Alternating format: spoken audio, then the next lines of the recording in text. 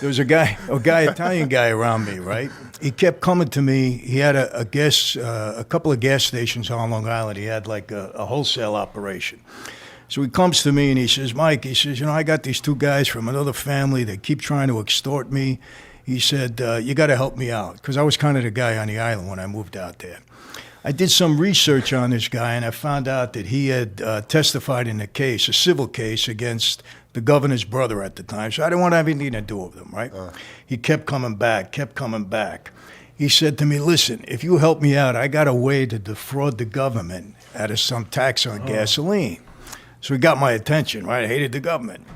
So I said, well, explain it to me. So he tells me this little thing. I said, all right, we're going to go into business together. I said, I want to form a new company. That's it.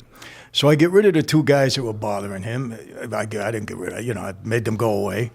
And I put this guy, Vinny, around me. I had a guy around me. He was a big guy, right? He was a butcher. Big scar across his head, a real, Sounds gnarly. Yeah, a real full. I says, Vinny, watch this guy, Larry. Let's see if he's got something. Tell me what he's got. About 2 weeks later, he comes to my house on a Saturday. He used to bring me meat every Saturday. He was my butcher. And he's got a box on his shoulder. And he rings the doorbell. They're and I hoping said, it's money, right? yeah, no, I'm saying, what are we doing with all this meat? We having a party or something? I don't know about it. He says, hey, Chief, come into the kitchen. It ain't meat. He puts the box on the table. He opens it up. $320,000.